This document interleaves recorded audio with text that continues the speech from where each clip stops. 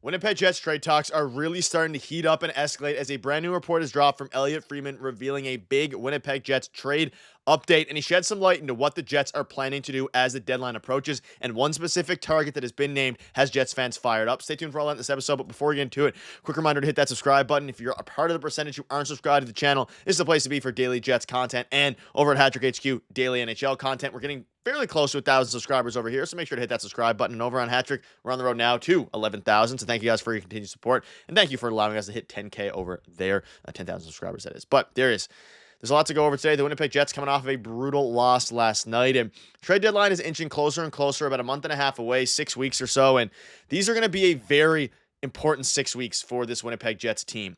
And you can see here, Elliot Friedman dropped a report giving some information surrounding what the Jets will be looking for. And then there's been a lot of rumors circulating surrounding a player you saw in the intro and the thumbnail. But you can see this here. Elliot Friedman thinks they may be looking for a center as well as a defenseman. Now, we've been talking about what kind of players for a while now that they may be looking for.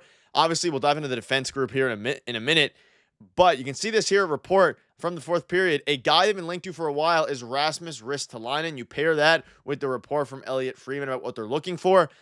Darius, the Jets might make a big splash similar to what they did last season with, of course, Tyler Toffoli, Sean Monahan. They might make another splash this offseason, or this trade deadline, sorry.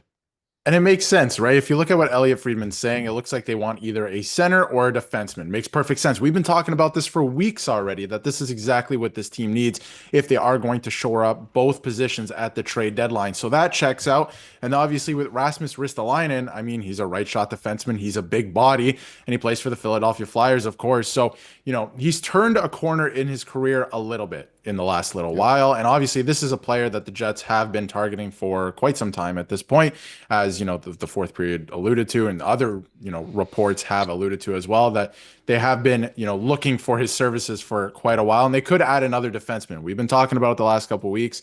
They could use another right shot defenseman, or just another defenseman in general, because Logan Stanley at times, the hockey IQ, not really there. And do you want him in the lineup for the playoffs? I don't even know if he's in the lineup in the playoffs right now, even with the way that Hayden Fleury has been playing, for example. So, there's a lot going on. But again, they need to shore up one more player on the defense core, and I think a center. And Rasmus Ristolainen, when it comes to the playoffs, that's the type of player that a lot of teams might want. Yeah, and some Jets fans aren't happy with this report. You can see this here. Logan Stanley, Rasmus Ristolainen would feed families of opposing teams for years to come, which I think is a little bit harsh. Logan Stanley has been really bad. Rasmus Ristolainen is having a decent year, put up 12 points already this year. So, I mean, again, you look at his stats, he has 12 points in 47 games, 30 years old, just turned 30, 20 minutes average ice time. He's really having a resurgent, given his contract and things like that, he's having an interesting year for sure.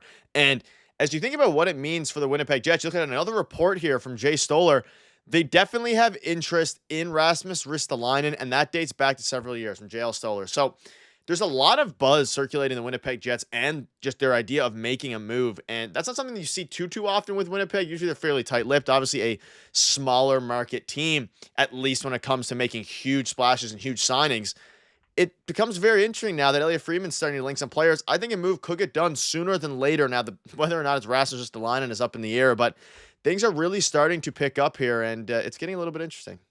Yeah, and coming into this season, and as the season has progressed, we know what the Jets' needs are. And then when you look at the defensemen, right, nobody's really been throwing any names out there in terms of who the Jets could get. But with these reports, Friedman's saying they could use a D. They're looking for a D. And then the fourth period, and David Pagnotta come out and say, it's Rasmus Ristolainen. And then obviously here, this report that it is Rasmus Ristolainen, and they have been looking at him for some time. So it looks like he is the guy. It looks like he absolutely is the guy that they're targeting. And again, big body, interesting season, like you brought up. If we take a look at his stats one more time, he's averaging quite a bit of ice time with the Flyers right now. Again, they're not the greatest team, but averaging a lot of ice time. He's a big body, 6'4", right? He likes to throw the body around as well. He's a physical defenseman.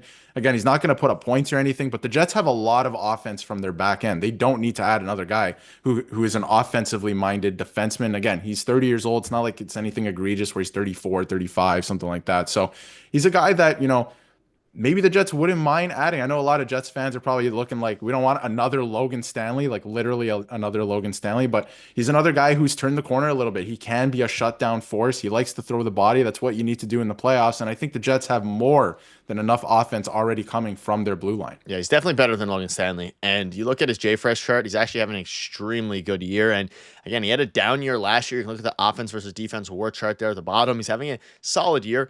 Again, it's interesting, and he's, whether or not the cap hit's a big deal. 5.1 over 3, that's the big difference. And if we're comparing him to Logan Stanley, he's making $5 million a year. We're obviously in a bit of a rough spot there, and you can see this here from Danny Briere. Teams have called to inquire, but Risto has been so good for us. He's not a rental. We're in no rush to trade him. I'm not shopping him. I'm not trying to get rid of him. So that's another thing to keep in mind here. Now, again, whether or not it's Ristolainen is still up in the air. GMs do say this all the time and then trade the players. So take that with a grain of salt. And if they do get a good offer for Ristolainen, they'll, I'm sure, at least heavily and strongly entertain it. So it's, he's a solid player and is really gaining traction. You look at some of his other charts here. He definitely has improved his game under Brad Shaw, especially defensively. Ristolainen is a top 4 defensive defenseman now and great at the PK. And when you look at what the Jets can, we're obviously focusing on defense here. When you're looking at what they can do to improve, Ristolainen, although there'd be some, reservations from Jets fans, I think at first, he could be a solid guy. He's not going to put up points. They already have Josh Morrissey for that. They have Neil Pionk for that.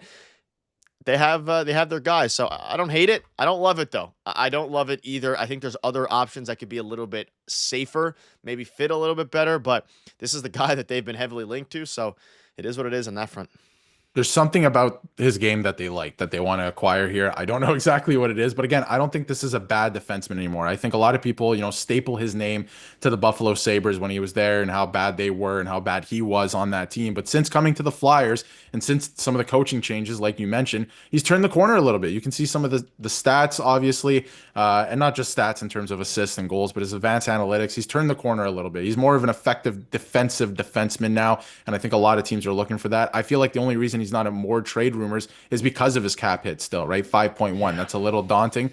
So the Jets might have to make, something work here with obviously maybe draft picks, sweeten the pot a little bit to see if Philly retains some salary. You can't take on too much salary, especially if you want to make a couple moves. So that's something, to keep in mind too. But I don't think this is a bad defenseman. I think this is a guy that can actually come in and really complement the rest of the defense pairings and defensemen on this team, because the Jets have a lot, like I said, of offensively minded defensemen. And this is a guy who's pretty much the complete opposite, right? And could add more of what you need in the playoffs. So I think it's an interesting fit, that's for sure. I don't know exactly how he fits in on the defense core, but I think it's something that they're definitely looking into, and they probably should, because they got to shore up at least one more piece on that defense core. Yeah, let us know down below also what kind of centers. We'll have another video on that, of course, coming up as they get linked to more. But what kind of center you think they're going for, as well as let us know. Do you think Rasmus Ristolainen would be a good acquisition? I'm going to lean on the side of no, but there is something that they liked about him, and that's ultimately why they're doing all of this due diligence. But that'll wrap it up. Let us know what your thoughts are. Make sure to hit the subscribe button. See you guys later.